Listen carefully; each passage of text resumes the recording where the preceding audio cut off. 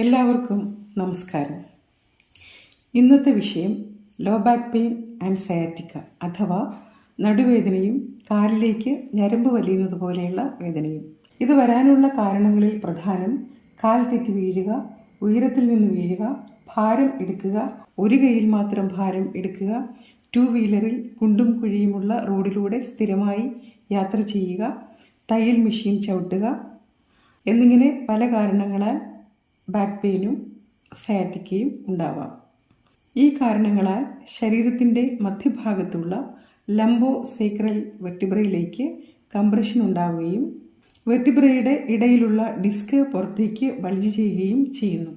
കുടവയർ ഉള്ളവർക്കും ഗർഭിണികൾക്കും വയറിൻ്റെ ഭാരം മൂലം സ്പൈനൽ മസിൽസിന് പുള്ളിങ് വന്നിട്ട് ഡിസ്ക് പ്രൊലാപ്സ് ചെയ്യാം. എല്ല് തേയ്മാനവും ഡിസ്ക് പ്രൊലാപ്സിന്